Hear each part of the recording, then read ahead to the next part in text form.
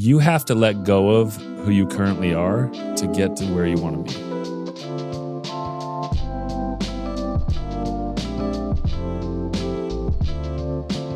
So welcome back to Case Studies. I'm back with my friend Chad Willardson. First time we chatted, I didn't fully know what to expect. And we've done, how many have we done of these? About 100. It's just over 100. It's one of my favorite that we've ever done. Oh, wow. Thank you. And I'm saying that like so sincerely. It was so fun for me to hear your philosophy on how you go attack life. And there's so many things that you were describing that I share with you, that there are shared values of kind of, and even, you know, I'm going to just plug it right off the bat of kind of fully invested and kind of the idea that work-life balance is a total lie, which I completely agree with. Right. I think this idea that you can have boxes and you can put stuff in these actual boxes, I've seen it screw more relationships up. For sure. Than anything else, because there's this expectation that it's got to be a certain way. Yep. Yeah, and I love your energy. I love the way that you think about investing from a holistic standpoint. Anyway, just, you know, feel like really lucky to be your friend and Dude, thank you. Excited to just catch up. I'm lucky to be here.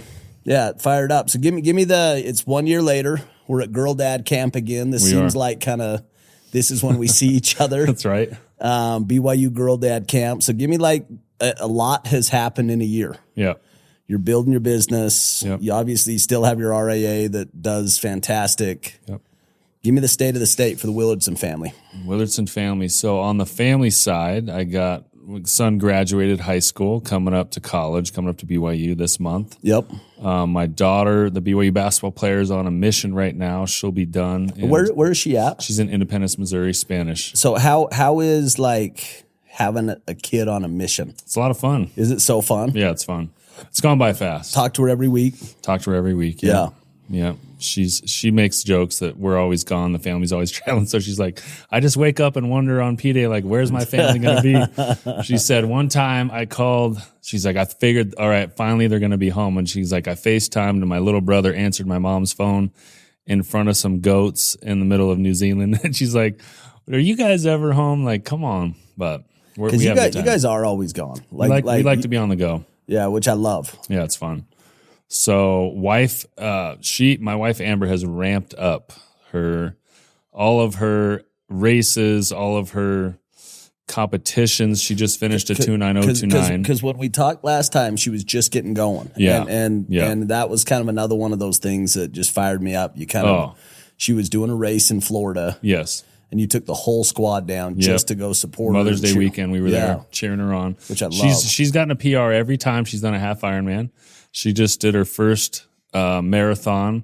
She did an escape from Alcatraz triathlon where you swim the 2 miles across the Pacific in the waves and sharks. How rad is that? It's pretty cool. And then she just finished a 29029 with Jesse Itzler with his Eversting. Yeah.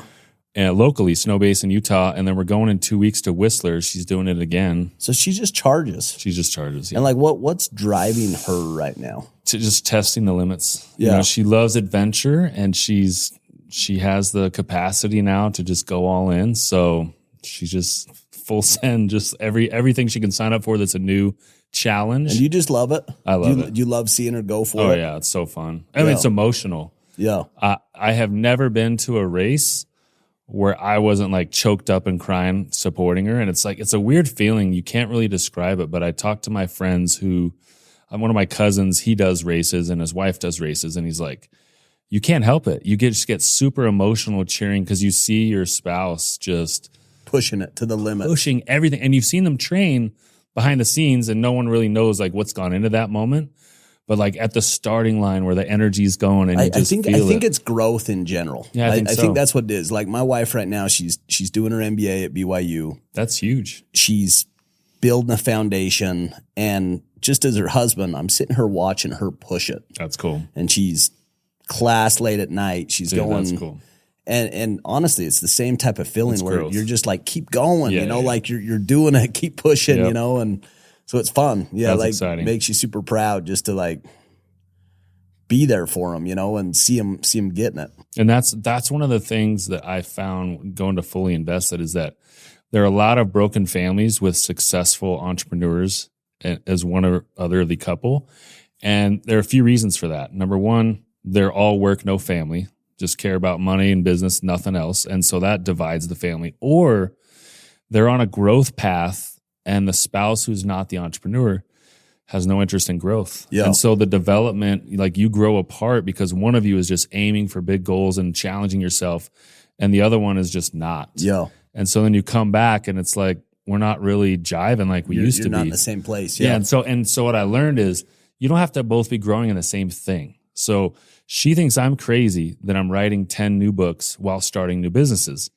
I think she's crazy doing 29029s and half Ironmans and marathons and all this crazy stuff and starting that like after 40th birthday, right? So we're both going for our own growth mountain, our own growth track together. And so it doesn't have to be like the same. But you can feel it. Like I think for both, like I guarantee she's looking at you saying, go for it. Like you're doing so, just like. Totally. And we talked about last time that journey of you guys getting married pretty young. Yep. And going to Morgan Stanley and just like you have this desire to like get a bigger client. You've got your, people that are probably well-intentioned that are saying, hey, you can't have a minimum that big. Yeah. Probably trying to protect you. Just putting limits. Yeah. Like just putting limits. Because they're scared, not what you're saying is pushing them and they're like, hey, you can't do that. Making others uncomfortable with your own big ideas. Yep. Yeah. Yeah. So good. So you got your wife that is in like, and again, 12 months goes so fast. Yeah. But fully invested, fully engaged. Yeah. We were going through your kids and it's fun to see like you guys are doing something on the home front to foster an environment of growth. That's right. Where, your daughter's on a mission. She doesn't need to be on a mission. Yeah.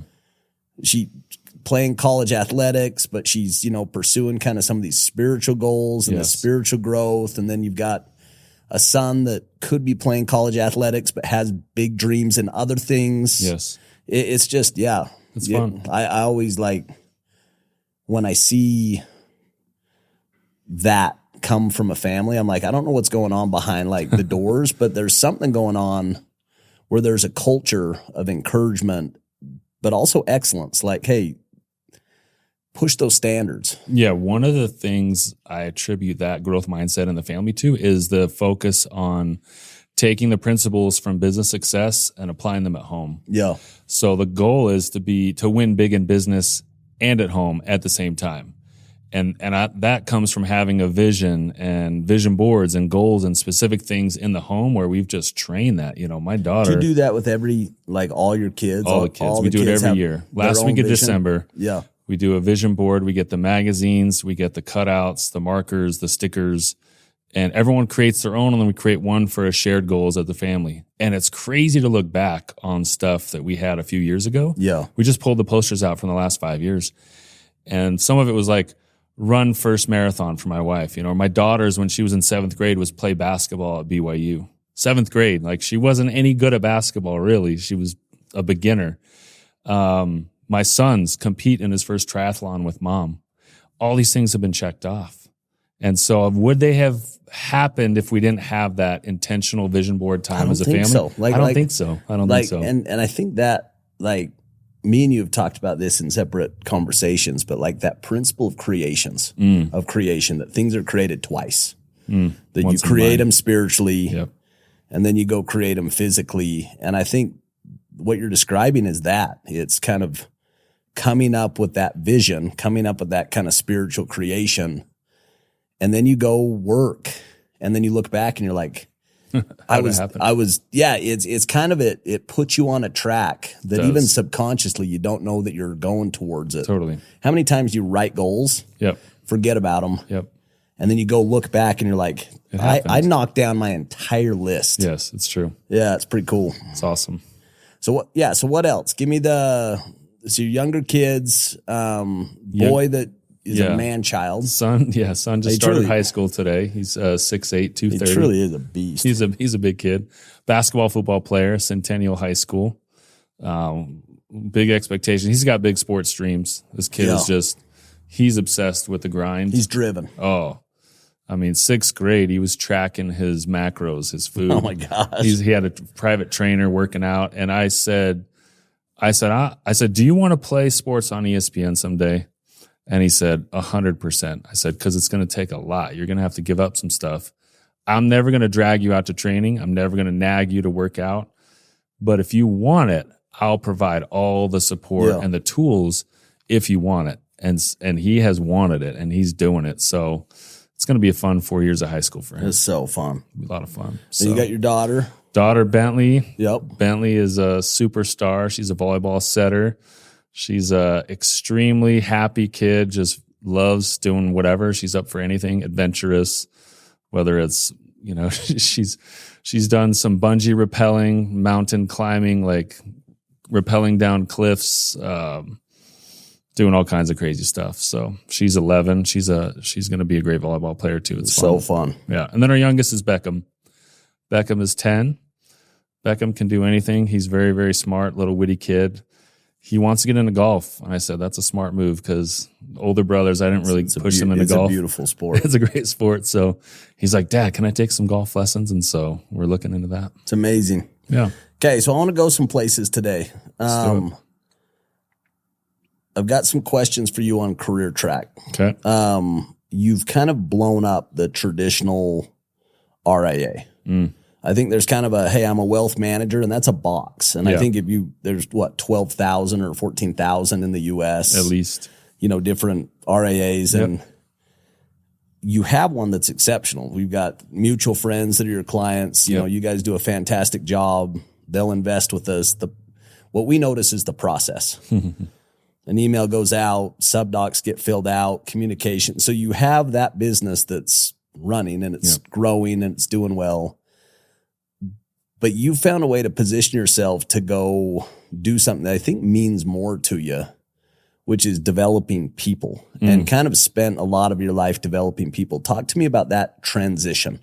What I have found is I don't want to rally people around a business. I want to rally people around a mindset and systems that support that mindset. Yep. So primary businesses, Pacific Capital, that's a family office, outsourced multifamily office services for high net worth entrepreneurs, strictly high net worth entrepreneurs who have at least $25 million to invest. So that's your customer. That's the client right there. That's their family. They're a first generation founder typically, and they're earning a lot. They got a lot of tax stuff. They got outside investments, which is what you see in our process.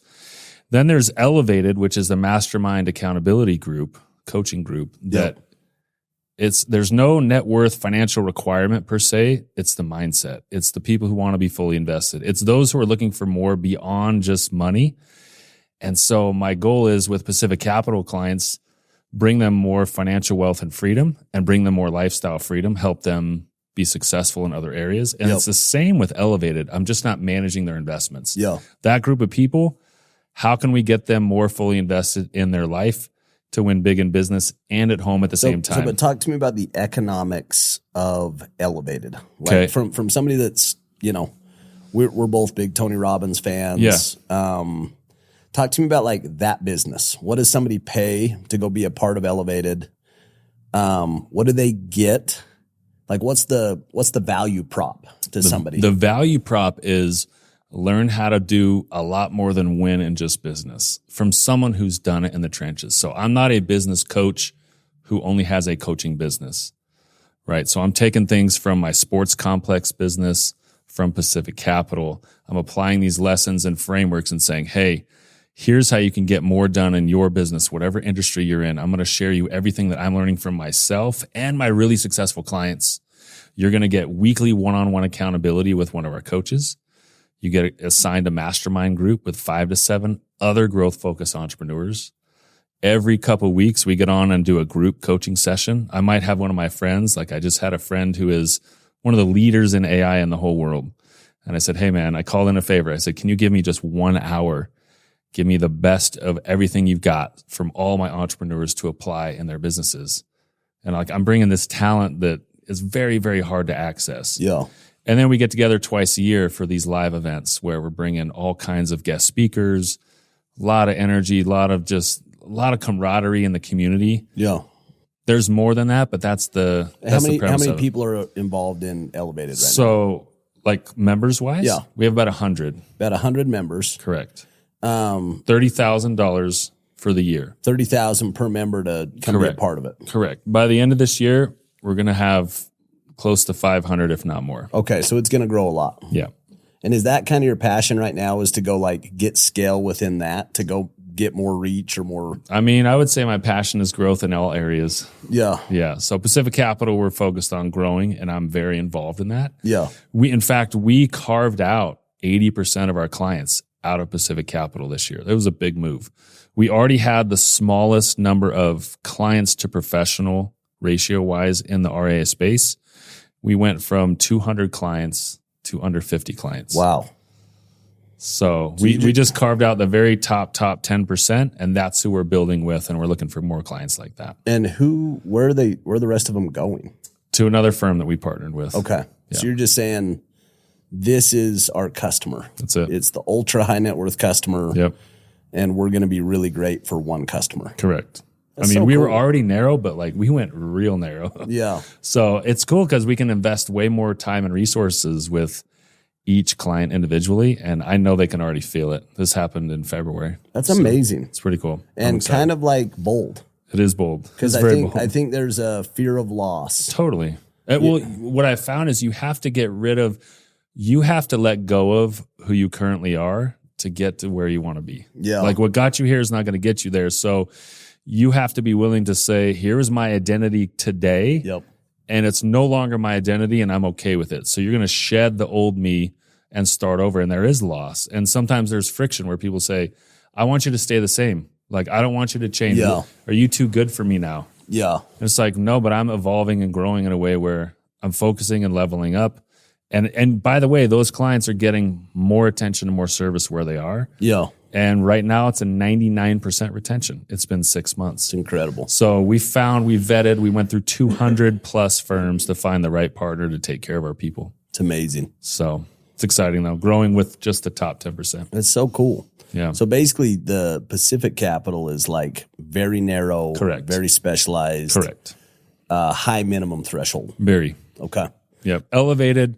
It's more about the mindset. Yep. So some of these entrepreneurs might have 100 million in the bank and they might have 800 employees. Some of them do. Some of them might have 15 employees. Yep. And they're doing 10 million a year. All entrepreneurs though. Only entrepreneurs. Okay. Worldwide though, we have probably 15 countries represented. And like I said, by the end of the year, this is going to be a 500 person group. It's so great. So we're excited. So you've got that business. Yep. What else are you working on? What else fits in kind of that like Willardson professional bucket? The sports business. And tell me about the sports business. So we have a sports facility in Southern California, 12 courts. So we own a travel volleyball club and a travel AAU basketball team. Okay. So we employ, I think, 56 coaches. We've got a staff of like 80 there. Tournaments every weekend, booked courts every day, every night. We're opening up a new facility in Los Angeles. How do you get into that business? That business, I feel like I want to shoot myself. I know. Well, everyone asks me, especially in Utah, they're always like, "Hey, I'm thinking about opening a sports gym." I'm like, "I don't think you should," like, because it's harder than what people think. It's very difficult. Sounds really hard to me. Yeah, and to be fully transparent, I do absolutely nothing for the business. Okay, I mean just strategy and the financial. But you got investment. A team that's running it. A full team, operator, CEO.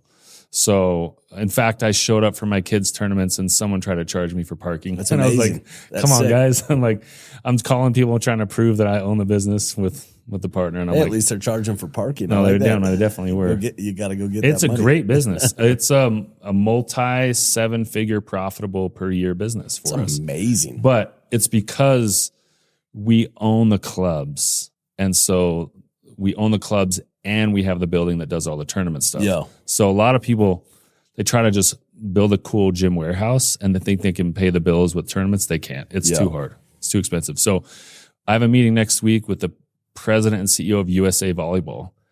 And we're opening a new facility to hopefully become the home of USA Volleyball to prep for the Olympics in LA. Holy crap. In 2028. So cross our fingers that next time we talk that went well. That's and we signed the deal, and it's going to be like maybe a 20 court facility, which these courts, I mean, in LA County, that's a few $100,000 a month in expenses just to pay to have the lights on, you know? Yeah. So, but I'm excited because the opportunity is huge, and especially in girls volleyball. Like, if you ever been to a girls club volleyball tournament, it's pretty cool. The place is packed. I mean, my wife, that was her life. That was her sport. She played all the way through college. And, and it was so fun. Like, volleyball is just a fun sport. It's a fun sport. So much action. Yep.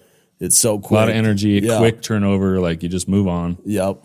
Yeah, super cool. So you've got your sports business. Yep. But I would have got to answer that, Casey. How we got into it? We were driving to LA or driving like 2 hours to a tournament game and playing teams that were from our same area, and having 5 kids that all play 2 to 3 sports.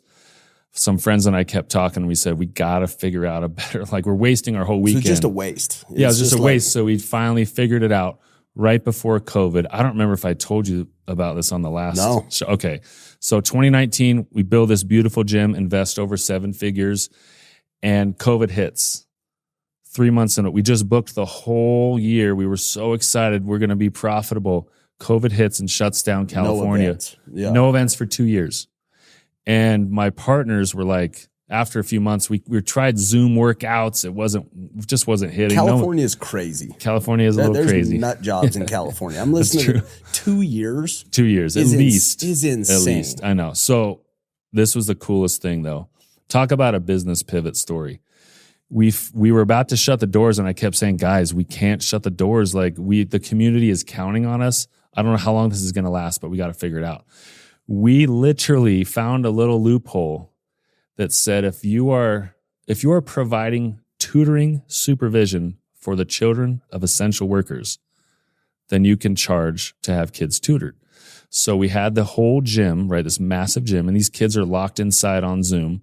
So we bought hundreds of desks and hired some tutors and said, if you're an essential worker and your kid's on Zoom all day, if you go to work and your kid's on Zoom, bring them to our facility and pay X hundred a month, and we'll let them do school and play some sports, obviously, in our gym.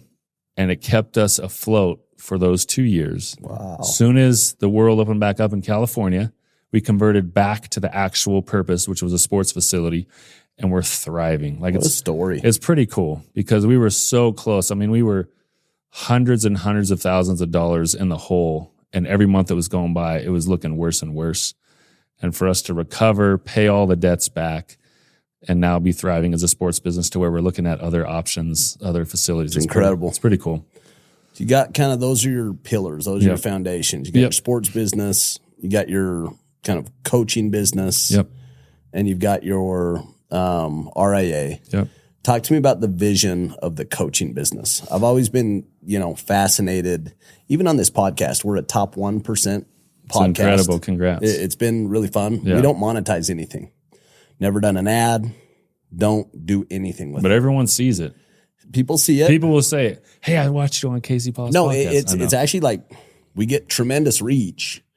But I just haven't, that's not my business. Yeah. Like my business is, we do private equity deals. Sure. And the podcast is just a passion project. Sure. But I'm like, there's something there. I'm just too ignorant to actually know how to unlock it. But I look at like what you're building right now, and it feels like you're on the cusp of something really big. You know what I mean? The content is like 100% needed. And now it's, how do you go get scale? How do you go make the biggest impact for the most amount of people? And I think that's, when we were talking earlier, that's kind of your mindset, or that's like where you're at with it. Yeah, it gets me excited. I see this being a community where there are thousands of members, different focuses. Someone who's looking to be fully invested in their health, someone who's looking to spark their marriage again, someone who's looking to scale their business from 20 million to 100 million. And we can have lots of different focuses, different areas where the coaches are focused on improving growth. Yep. Have an inner circle to where we're doing couples retreats about how to be fully invested in your family and your marriage and getting experiences, adventures. Like my wife's a travel planner and an adventurer. So that's right up her alley. It fits right in the middle. It's perfect. So I see this being something significant. And our offering is different because I believe there aren't a lot of leaders that are promoting business and family. A lot of leaders I see that are really successful financially just to have broken marriages, or they've been married 3 times, or they're not married, they have no kids. So it's not really relatable to someone with a bunch of kids saying, well, yeah, of course you can work on your business 18 hours a day. You have no one to count on, right? Yeah. I'm going to my kids' football game and basketball practice, and I don't relate to the guy who's 24 years old and just can work every day and night. Yeah. So I'm trying to fill that void as someone who models success in business and at home. And I think there's a need for that. Yeah, and it's like the eternal challenge. Yeah. You know what I mean? Like I think of when I screw it up and I'm so focused on a deal, or I'm so focused on something, and I'm literally missing my kids' lives. I'm with them, but I'm not fully with them. Yeah. And I'll have moments where I snap out of it. Like I had this experience yesterday where we're working on a deal. We've been grinding on this thing for 3 months, and it's like closing yesterday. And I'm running out the door, and my son's like, hey, will you take me on a Sur-Ron ride? And it was literally like I'm in production mode. It's like 9 a.m. Yeah. And I'm like, my meeting's not till 9:30. And somehow I stopped, hopped on a Sur-Ron. That's awesome. We go ride. And it was like this beautiful moment. And I'm like, what if I would have missed that? Yeah. You know what I mean? Like, what if I would and so there's times where I get it right, but there's, other times I get it wrong. But I think directionally, that need to say, hey, it's got to be both. It's got to be and. It's not either or. It's got to be and you got to go figure it out. You got to go get resourceful, and you got to go figure it out. That's the thing I felt motivated by. I was like, I want to be successful, but not at the expense of what matters. Of course. Most. Yeah. Yeah. So let's go through the principles. Like when you're breaking it down, like how do you build this foundation? Frameworks and filters of fully invested. And I go through that in the book, but I'll touch on a couple highlights. One of them is getting good at saying no. And we've heard that before. But people say, well, I already am really efficient with my time. I don't have extra time. I bet if you looked at your screen usage time, you do. If you just throw away a few hours a day, that's 20 hours a week. Yep. Talking about over 1,000 hours a year. What could you do for your business and your family relationships with 1,000 hours? Yeah. So we waste a lot of time, and we just don't acknowledge it. Yeah. So I think all progress starts by telling the truth. We got to look at where are we really spending our time and attention and energy. Also calendaring. So one thing I've really gotten better at is calendaring family commitments in the one calendar where my work commitments are. So I don't use Outlook anymore. I don't have an Outlook work calendar where work people can put stuff on. I have my Google Calendar, and I will place family stuff in there, and my assistants know nothing's moving that. Nothing's taking that away. So I'll say like, hey, we had a temple date because it was the last day of summer and we wanted to go one last time as a family. So I scheduled it at Newport Beach Temple, and then we went to the beach as a family. We had lunch and met some friends at the beach. Like, there's no phone call from work that's going to kick or delete those things It's out. not doing it. It's just not doing it. So once it's in the calendar, it's pretty firm, whether it's business or personal. But often we think, like most people have a personal calendar at home, and then they have a work business calendar. And people have too much access to throw stuff on there. Yeah. So protecting the calendar has been a big deal. So it's so interesting you say that, because I've felt that my entire career. Yeah. I'm so greedy with my calendar, and I've actually struggled with assistance because I just really value what goes on there. Yeah. And when I've delegated it, stuff starts showing up. Yeah. That I'm like, I don't want my life to run me. Yes. I want to run my life, and even if I miss something incredible, yes, I'd rather put my big rocks in there and then deal with what's left. Yep. But, it's a challenge because I also miss things, and there's important people. And well, here's a story. We were at the Kentucky Derby with a bunch of business associates, Tony Robbins' group. Patrick Bet David was inviting us to his suite. I wanted to meet him. I'm like, man, I got to meet this guy. But it wasn't going to be till the Saturday night. Well, the Saturday night was the big final race, the Kentucky Derby, like the main race. We'd been there for a couple days. Lots of great business contacts and friends there. My son's playoff game back in California got moved to 6 p.m. Saturday night. The main race is at 7 p.m. in Kentucky Saturday night. And I was like, we're not missing this game. Like we're going to miss the main event at the Kentucky Derby. It fires me up. And so these guys there were like, I said, we got to leave at 2:00 today. We're going home. And they're like, what are you talking about? Like the main event's at 7. We're going to Patrick. We're going to go, whatever that is, front row where the horse race is at the starting line for the main Kentucky Derby. And you're going home for a high school volleyball game. And I was like, this is my son. He's a senior. This is playoff game. Like, I don't care what's going on. Yeah. I'm going to be there. Well, it fires me up. We had one of those where my daughter, she's in cheer, and, we just try to be at stuff. Yeah. Like we just kind of put that first and then put everything else second. And we got invited to one of these BYU sports, big events, cruises or something. Oh yeah. And so we're somewhere down in the Caribbean with Jared Sign. Yeah. But same thing. At the end of the cruise, there's an overlap. And so we're like, we're going to do both. Yeah. Fly the plane out, Yep. pick us up in, St. Lucia or whatever it is. Figure it out. And we go to Dallas and we hit both, and we missed some fun days on the cruise with people that we, would have loved to be with. Right. And I haven't thought about that there hasn't been 2 seconds of regret. No.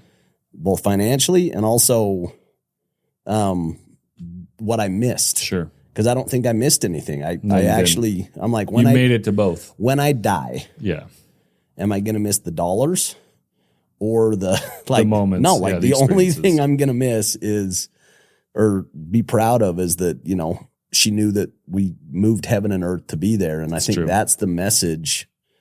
And I think that's always something that's just anytime I think something that you've taught me, just watching you from a distance, is you're very authentic and just very open with just posting. You're willing to put yourself out there and let your light shine and just kind of speak your mind. Yeah. But with that comes some haters, you know what I mean? With that comes people that see you striving and want to discount you in some way or another. Yep. But I think it also comes inspiration, because I think a lot of people are nervous or scared to let their light shine, and they're waiting for somebody to tell them it's okay to strive or be bigger.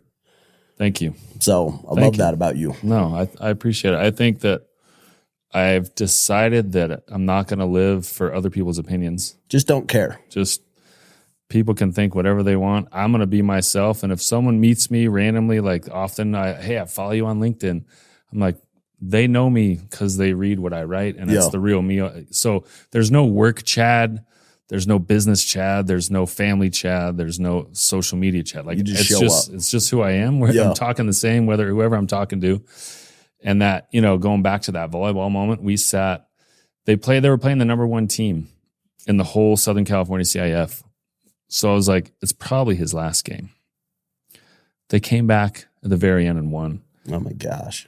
Front row. And you get to see it. And we were right there, and I was like, I can't even imagine missing this. Like I'd never live that down in my heart. Like, so it's just making decisions based on what matters most, instead of getting caught up what feels like it matters in the moment. Yeah. That's so cool. So keep going on principles, kind of frameworks and principles. Yeah. Frameworks and principles.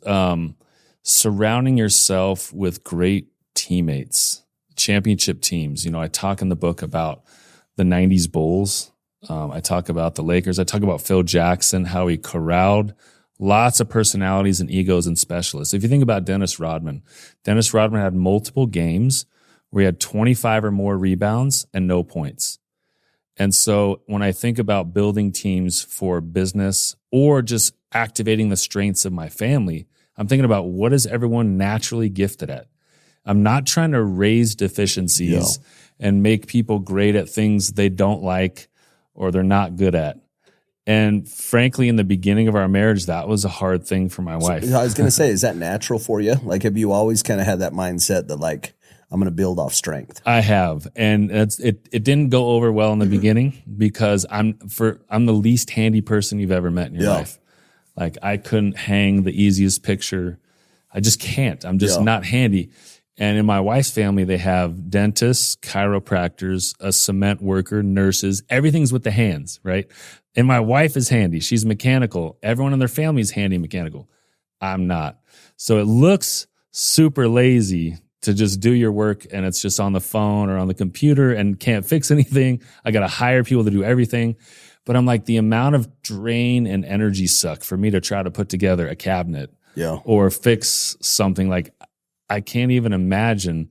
Like, I feel like applying that same thing to the people in my family or in my business, it really lights them up because they only do what they're great at and what they naturally enjoy. And so they're flourishing and blossoming in their lane. And when you have complementary pieces in a business or a family, everyone wins. That's a championship team formula. You don't have a bunch of 3-point shooters and no rebounders. So why try to make the rebounder and jam it down them that they got to learn how to shoot threes? They don't. You just got to say, hey, be the best rebounder you can be. And I think that approach, fully investing in our kids, they don't have to follow my example. Our son wants to be an entrepreneur and an astrophysicist. Science was really hard for me. So don't follow me, son. Like, let's invest in everything. Like, he visits NASA. He does all kinds of NASA related stuff. But he's got to always know, like, mom and dad are all in on it. We're all in. Like, have his back. Which I love. So championship teams. Delegation, teamwork, calendaring, filtering, saying no more often. So give me some examples of saying no. Give me some examples of like the great things or the exciting things in your life that you just say. I mean, there's lots of, like that Kentucky Derby situation, there's lots of invitations to do great things, invitation to go get paid to speak at an event. And I've already been really committed to business things this week. I'm going to decline that invitation to go speak at an event. And it's tempting because it's fun to speak on stage and I get energy from it. You're good at it. It's just something I like, and to say no, because it's like the good, better, best framework, filtering out. It's easy to say no to things that are good when you're focused on only doing things that are great. What's the hardest thing to say no to for you? Like where do you run into it? You're like, I know I should be saying no to this and I'm saying yes too much. That's more honestly, Casey, in the past, but I would say. So you're getting better at it. Oh yeah. I'm way better at it now. Maybe a few years ago, it would be speaking and going to big events. I love the social energy of people in a growth minded environment. That I would say that's those business conferences and opportunities to meet new people and just find opportunities and speak on stage and go to like that kind of stuff. I'm more selective now. It's really selective. Tighten it up a lot. And clients, for example, just the Pacific Capital, narrowing the clients we work with. In a sense, I say no to lots of opportunities because it would really busy up our team. And so I got referred to an NBA, really big NBA player, and then a top 10 draft pick recently. And I was like, look, I'm really tempted to say yes. I love basketball. It's my favorite sport. I want to be more in the NBA. It would be cool to be an NBA advisor. And I'm like, no, like we specialize in entrepreneurs only.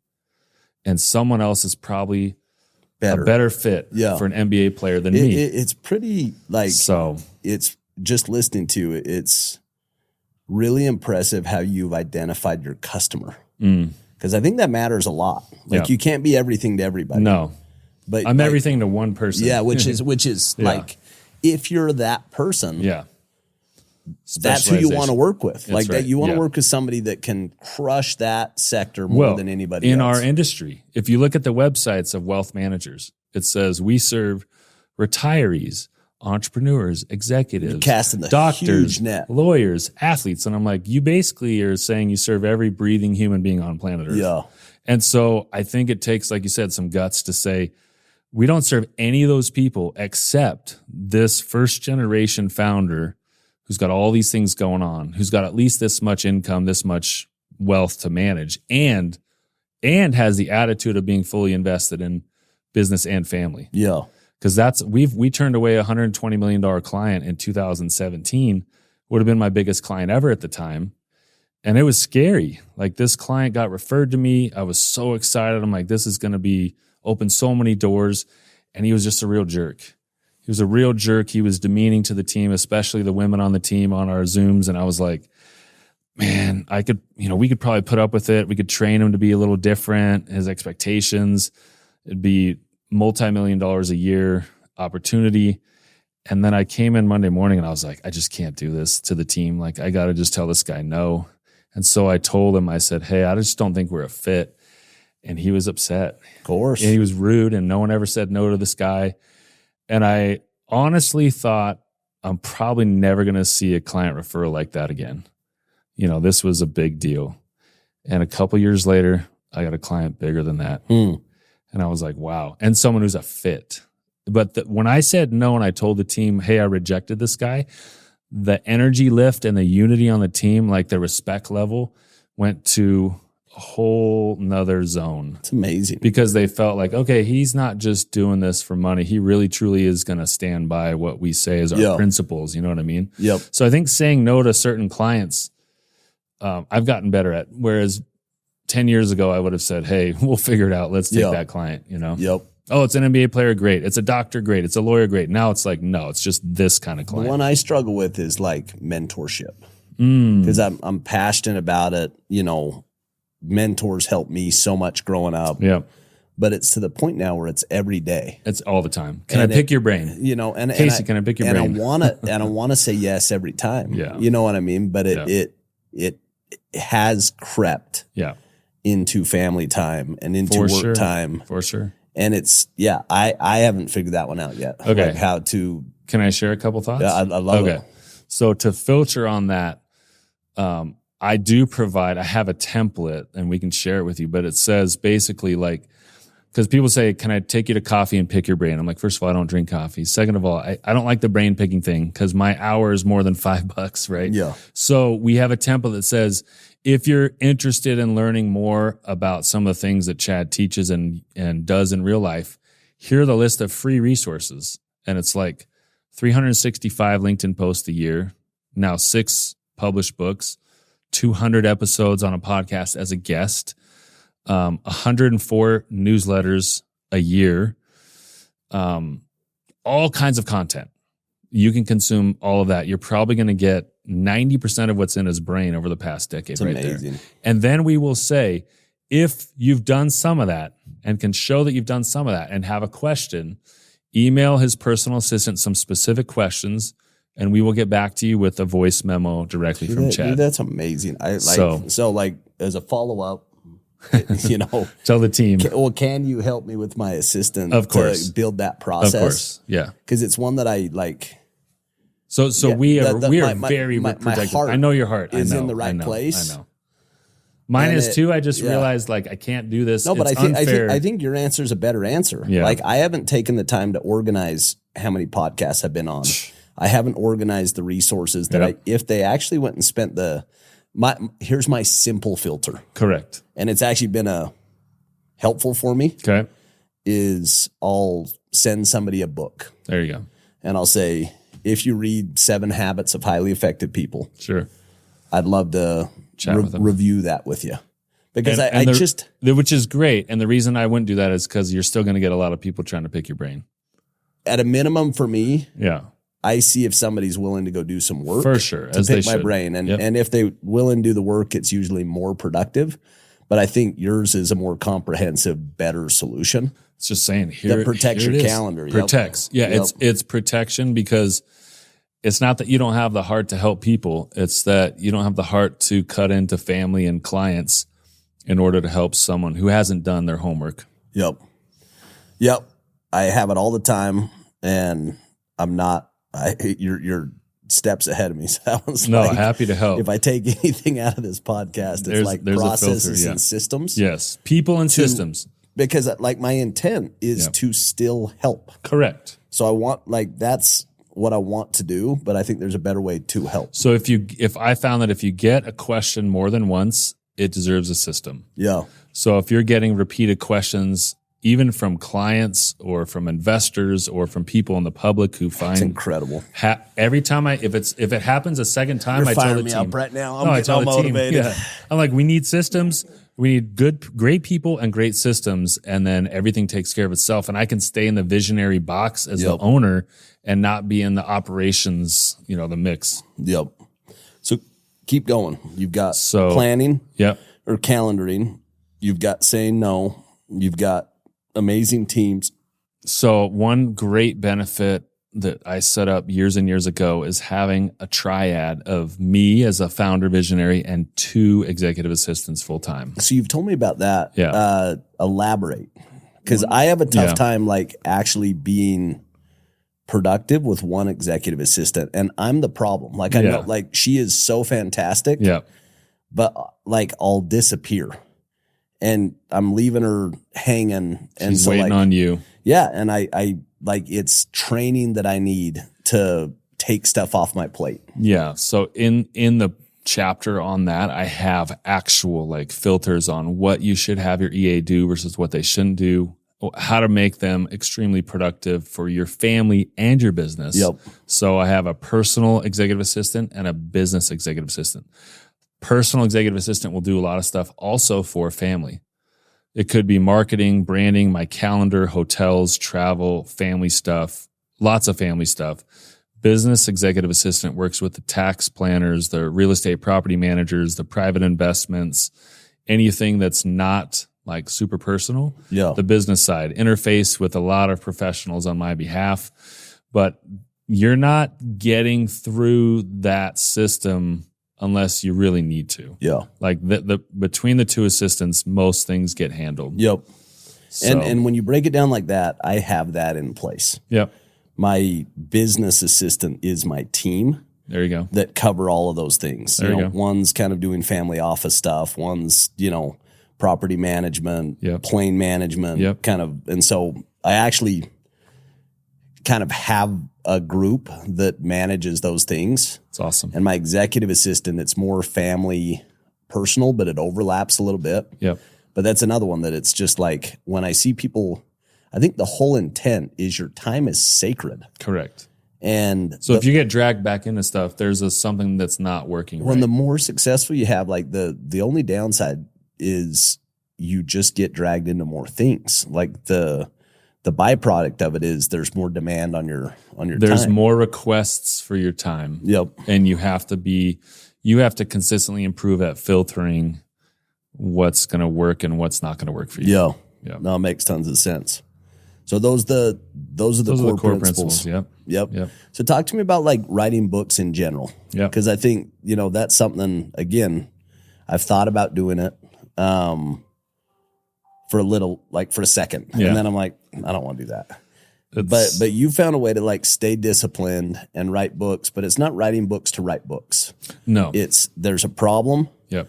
And you go attack that problem in a comprehensive way, very similar to that issue with somebody reaching out for mentorship. Yes. It's let me build a process or a system or a book. Correct. That actually comprehensively attacks this. Each book is an answer to a problem that I'm commonly asked about, which I love. Yeah. So go through the books. So Stress-Free Money, that's the book that solves the problem of how do I obtain financial freedom. There's lots of common obstacles that everyone asks about, and people are stressed about money. That's the number one stress is money. So Stress-Free Money is number 1. Number 2 is Smart Not Spoiled, because the problem I always heard was, I didn't grow up with this kind of abundance, and my kids are going to be spoiled rotten because I had to grind it out and my kids don't. And so how do I make sure they're not entitled? So that was that one. Yep.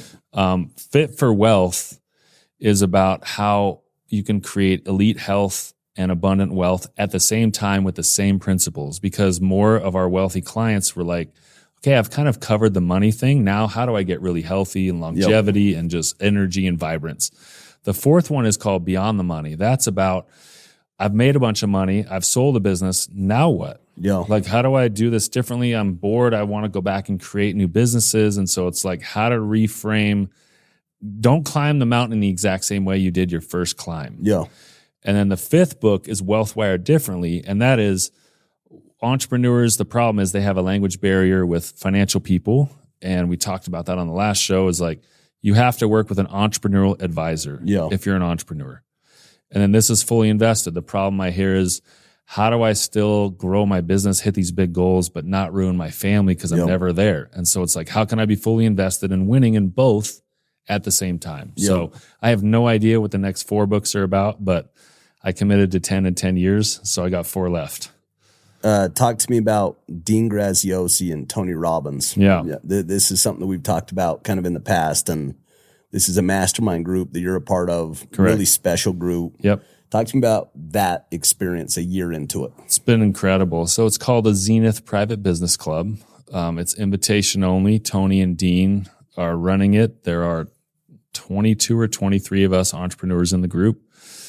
Just finished year 1. I immediately renewed for year 2. So you loved it. I loved it. Yeah. Just the quality of speakers, guests, and members is just been incredible. So give me the highlights.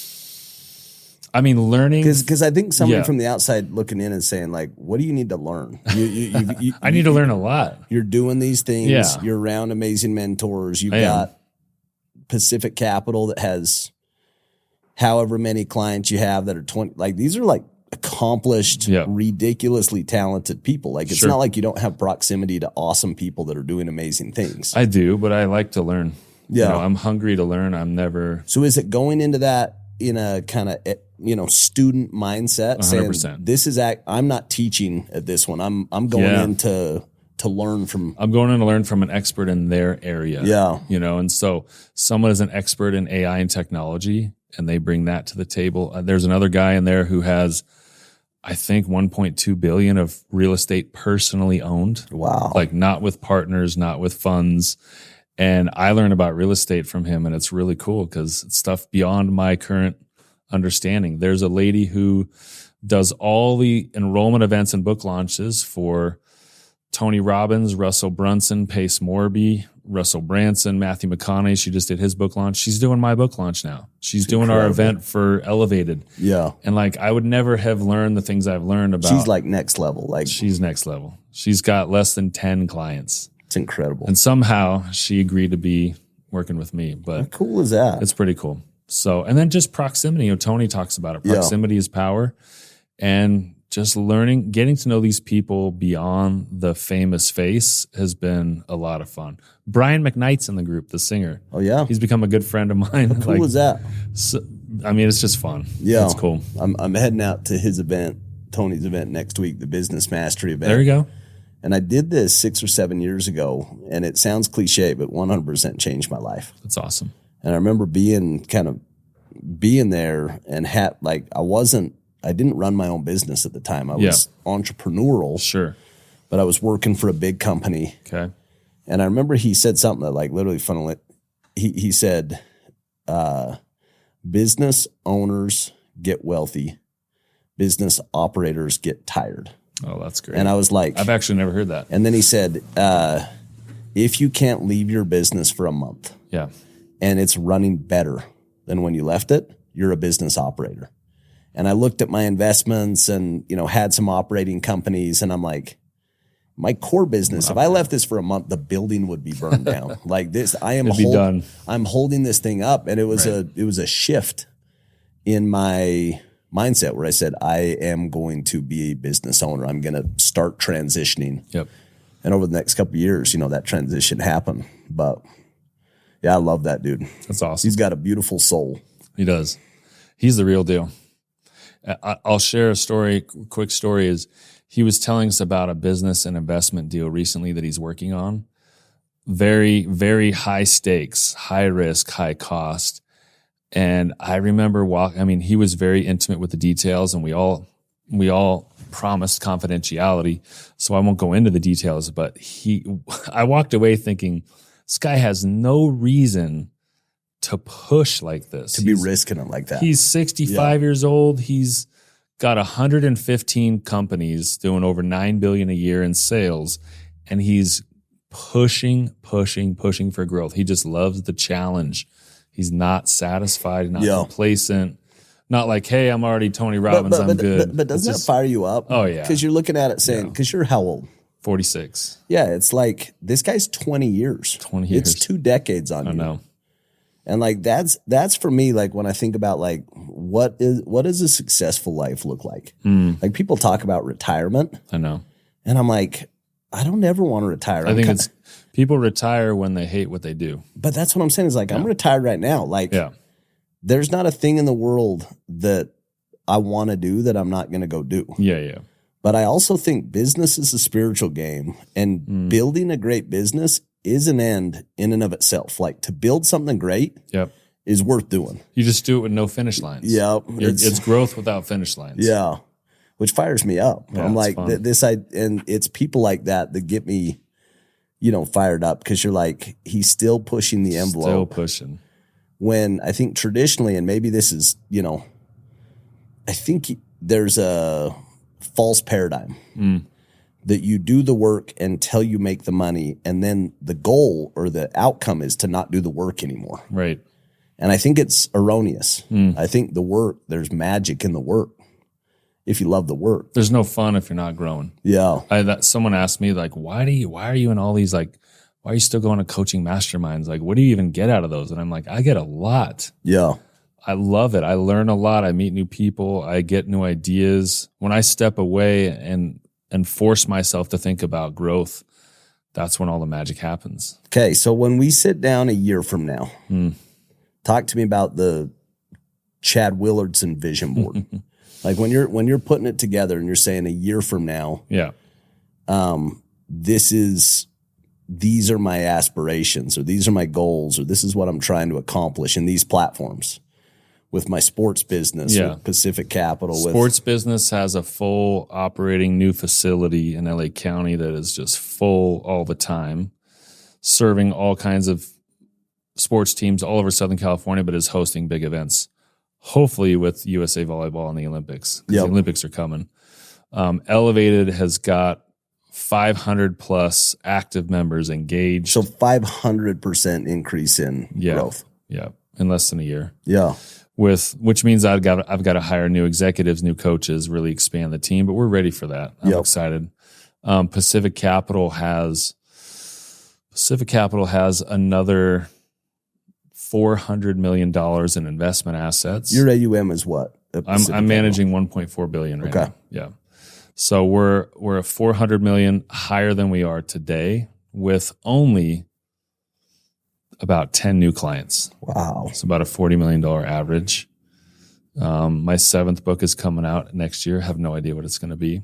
So it's on the list. It's saying I'm going to hold myself accountable to go put a product on the table that I'm proud of. Solve some kind of problem. Yep. There's no book number 11 though. Yeah. When I'm done with that goal, I'm done with that goal. It's amazing. It's tough. When did you do that goal? 2020, the beginning of COVID, I put something out on LinkedIn and I said, I've never written a book before. Does anyone have any suggestions on how to get started? And I said, give me enough good suggestions. I'm going to set a major public goal. And I got tons of ideas. And then I was like, all right, I'm going to write 10 books in 10 years. What advice would you give to somebody who wants to write a book? What have you learned through 6? I've learned that perfection is not the goal. It's getting something out there is better than having dying with a book inside you. Yeah. And I've learned that. So I was asked by a famous author, he said, what will be your celebration moment of your first book? Like, what will you really just be like, wow, that was awesome. And I said, you know what? Actually, if I get an Amazon review from someone I've never met or heard of, and they really loved the book, that to me will be like, wow, I wrote a book and some stranger who doesn't know me bought it on Amazon, read it, wrote a review, and loved it. And it's super fulfilling when that happens. To see that. Yeah, just people saying, in fact, this business owner in Guatemala was on the treadmill reading on the Kindle in English. I guess he got a newsletter that said top business books on Forbes of 2021, maybe 2020. And one of mine was listed in there. He clicked on it, read it, filled out a client intake form for Pacific Capital in Spanish. So we thought it was spam. Or someone filled out this form in Spanish to have a meeting. What is this stuff? Turns out it was real. This guy owns tens of millions of dollars worth of sugar mills all over South America. Big time business owner. Flew to America, signed up, and became a client. What? Because he read the Kindle book in a little fitness center in Guatemala. That's insane. Big business mogul in South America. And I was like, that's crazy. You know, I never pictured stuff like that from my book. And I'm sure your book would do the same, have a huge impact on people. Super cool. I think you have to find people to help fill in the gaps around you. You know, for me, I'm not typing the whole book. Yeah. I'm a recording I like to speak. So I will record all my thoughts. I'll give it to my editor. She'll organize it, put it, and she'll be like, this is a topic in itself. Do you this do is the another same topic. thing with LinkedIn? No, LinkedIn. Do you speak or do you I write? actually just type myself. That's incredible. It's rudimentary right now, but I just put out whatever I'm thinking that morning. Yeah. Bless your heart. Thank you. That's funny. That's hard. Yeah, it is. Okay. So what else? 2026. Yeah, 2026. 400 million Pacific Capital, 500. You said you're doing a fully invested live. An online, fully invested live event. virtual event where we expect to have 10,000 paid guests show up, and I'm teaching for 3 days. So It's so cool. Dean Graziosi, my friend's joining me. He's going to speak on that as well. So it'll be fun. Super fun, man. I'm super proud of you. Thank you. So wrapping it up, like give me who are the people that are inspiring you right now? Like who are the people that are forcing you to level up? Like who's that circle that when you spend time with them, you say, hey, this last year since we met, I've got this from this person or this from this person. Like how are you better this year than last year? My mindset is, I think a lot bigger than I did. Even one of my friends who I met at a growth conference with Ed Milet in Florida challenged me to think bigger. And he's one of the members and developers at Nauka, that property in Puerto Vallarta. Okay. And just getting involved in that community has opened my mind to a lot of opportunities. What's out there. Yeah, for just what's out there. I took a bunch of guys like the Rams coach, Sean McVay, Jim Rome, the famous sports guy. Oh, yeah. I took a plane full of those guys to a Christian sports faith CEO leadership conference. How sick is that? And got to know Coach Sean McVay, Jim Rome, who I listened to as a kid in the 90s. Like, we're friends now. You know, it's just crazy. And being around these coaches and NFL champions, Dabo Sweeney was there from Clemson, a bunch of other guys. And I'm like, man, they're just inspirational people. Yeah. There's something about great coaches. Oh, like I remember there was a point in my career where I was trying to become a better leader. And I just went on a coaching binge. And the John Woodens and the Nick Sabans and the Urban Meyer and Lou Holtz and, Mike Krzyzewski and, just kind of every great coach. And the content they just have so much gold. You know what I mean? About how to bring out the best. Yep. And insanely high UCLA standards. basketball coach recently told me, if you love the players and serve the players, their jump shots will start falling. And I was like, wow, I'd never heard that before. It's like, if you love the players and coach the players, the jump shots will fall. Don't coach the jump shots. Coach the players. And I was like, man, I never heard that. That's golden. Well, Chad, I loved having you come in. Excited for your new book. And honestly, you fire me up. Always cheering for you. You know that you got kind of big fan for me. And I just love seeing your wins. Love seeing how you attack it. I think fully invested is like, it captures from an outsider looking in how you're attacking life. Thank you. It's kind of an all-in mindset. Yep. And we talked about it earlier, but that your kids, that you captured it in your family culture. Yep. I think that's the one that, I'm striving to be better at. Like, it's actually very easy for me personally. Yeah. Like, I've got great habits, great routines, go through my goals, can accomplish. And I need to get better at bringing my entire family into it. Yep. And so love to catch up with you offline on some of those best practices of whether it's vision boards or habits, kind of annual rituals on how you build that into your family. I think we do some of it, but it feels like. And you've got some young kids. You got time. We got some young kids, you know, and we have a beautiful family. We got a beautiful culture. Yep. But it's like, how do you make it better? You know, how do you improve? And so thanks for coming in. Thanks for having me, Casey. Appreciate it.